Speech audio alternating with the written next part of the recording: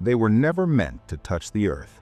They were created to watch from above, to observe, to guide, and to protect. But they wanted something else. There is a story hidden in the shadows of the ancient world. It is hinted at in Genesis, but fully revealed in the forbidden Book of Enoch.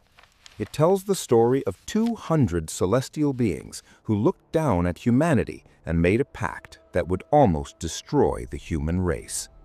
They didn't fall because of pride like Lucifer. They fell because of lust. And what they created is the real reason God had to flood the world. Welcome back to Pit to Palace Stories. Today we are opening the file on the Watchers.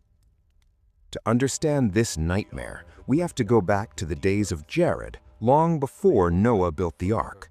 The Bible, in Genesis chapter 6, gives us a very strange, very short clue. It says, "The sons of God saw the daughters of men, that they were beautiful, and they took them wives of all which they chose." For centuries, people glossed over this, but the Book of Enoch, an ancient text found among the Dead Sea Scrolls, blows the lid off this verse. These sons of God were not men, they were angels, the Watchers. According to the text, there were 200 of them, and this wasn't an accident, it was a conspiracy. The leader of these angels was named Semjaza. He knew that what they were about to do was a crime against heaven, a sin so great there would be no forgiveness.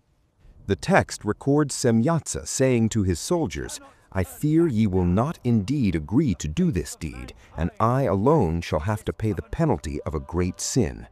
But his angels, they were already too far gone.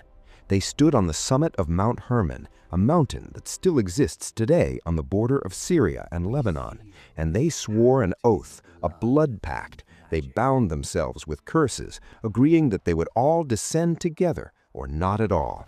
And so they fell. When these beings took human form and entered the villages of men, the balance of nature was shattered. But it wasn't just the physical union that was the problem. It was the knowledge they brought with them. You see, the Watchers didn't just want wives, they wanted to change humanity.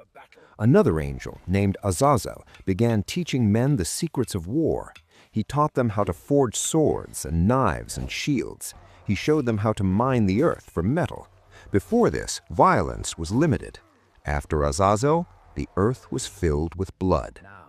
Other Watchers taught humans dark sorcery, root cutting, and how to read the stars to predict the future. They gave humanity technology and magic that we were not spiritually ready to handle. Corruption spread like a virus, but the worst consequence was the children. When a supernatural being mates with a human woman, the offspring is not human. The Bible calls them the Nephilim, the heroes of old, the giants. These weren't just tall men, these were biological abominations. The Book of Enoch describes them as insatiable monsters. At first, the humans fed them, but the Nephilim grew larger and hungrier. When the food ran out, the giants turned on the humans. They began to devour mankind. The text describes a scene of absolute horror. The giants began eating the birds, the beasts, and eventually they began drinking the blood of men. The earth itself cried out to heaven against the lawless ones. This is the part of the story usually left out of Sunday school. The Great Flood wasn't just because humans were lying or stealing. It was a genetic reset. God had to wipe the slate clean because the human bloodline had been corrupted by the seed of the Watchers. God heard the cry of the earth. He sent the archangels, Michael, Uriel, Raphael, and Gabriel to look down from heaven. They saw the blood. They saw the chaos. God's judgment was swift.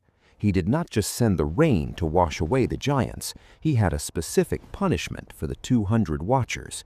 He commanded the archangel Raphael to bind Azazel hand and foot, but God didn't put him in a jail cell. He commanded Raphael to cast him into the darkness, to open the desert which is in Judea, and cast him therein. They threw jagged rocks over him and covered him with darkness, so he would not see the light until the day of judgment.